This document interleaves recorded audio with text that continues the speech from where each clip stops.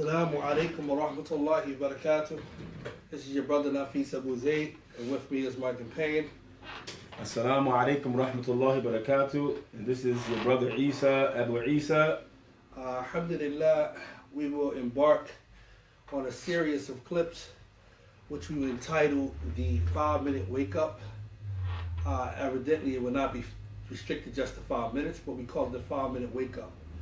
We will be utilizing a case study that was presented.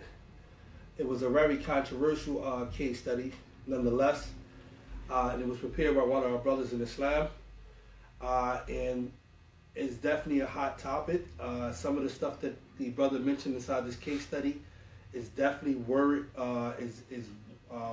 warranted that we look at it in a close eye, and not just shun away from it because of the content or who could have been directed or indirected, all of that. We have to make sure that we are free from these characteristics, and hopefully, inshallah ta'ala, it will, at least salvage the fitna that we find ourselves in the current day time.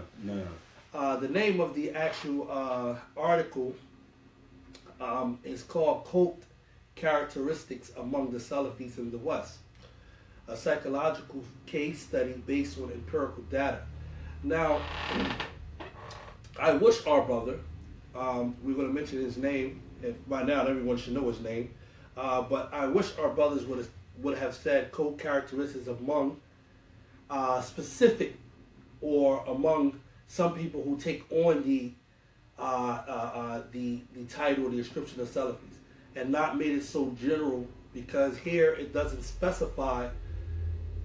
This means that it can apply to anyone who call themselves Salafi in the West. That's how I understand it. So it could be tricky when you first read it. I mean, obviously he meant Salafis and not Salafiyya, which is actually two different things. But that's something we address later. But I'm saying here in the actual title, it's a co-characteristics among the Salafis. Yeah, it was a blanket in the West. statement. It was a blanket statement. Yeah, so it made it like it was talking about all people Salafis who ascribe to the Salafis in the West, which is like, I wish our brother would have just made it specific, more so than just anyone who took on the description of Salafi. Yeah, exactly. That's just one of the things that I see with the actual title of the article. However, the article is very beautiful. He brought some detailed information, and one thing about academics is that it allows you to have a broad mind.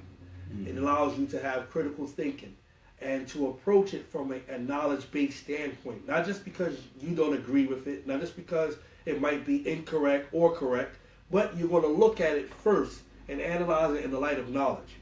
And then by doing that, you allow yourself to combat it if it needs to be refuted with knowledge. Also, this was prepared by our brother Aaliyah Abdullah ibn Dwight Lamont Battle, who is an MA candidate, meaning for his master's. I believe he already has that now, in Hadith Science. We're going to touch on a little bit of the introduction, and then the next time, our next clip, we'll go into chapter 1. Okay. It's all praise, the Bismillah ar-Rahman ar-Rahim. Our brother, he begins with the Bismillah, and then he says, all praises for Allah alone, the Most High, and may peace and blessings be upon the holiest Prophet Muhammad, Messenger Muhammad sallallahu alaihi wasallam. This treatise entitled The Cult Characteristics of the Salafis in the West. Okay, let's stop there. First and foremost, we see that our brother is following in the footsteps of Allah Azza wa Jal, meaning that he's following in the way of the prophets, not the footsteps of Allah, meaning following the way of the prophets, and he following the way that has been taken down and instructed by the Quran. Why? Because he started with the Basmala. And we know that the Basmala is something that Allah Jalla wa Ala utilized throughout his book. And we also know that the Basmala was utilized by the prophets, like Sulaiman as well as Prophet Muhammad sallallahu alaihi wasallam. And also, he praises Allah Azza wa Jal, and he also sends salutation upon Muhammad sallallahu alaihi wasallam, which shows that Shaykh Uthaymeen rahmatullah ta'ala alayhi, he mentioned in his commentary to a famous book on Hadith Science, on terminologies, which is fall under Mustalah Hadith, Baiquniya. He mentioned that the manner in which a person, send the salutations upon the Prophet ﷺ and praise Allah Azza wa Jal, this shows that the author have mannerisms. It shows that the author have well adab, and he want good for his reader.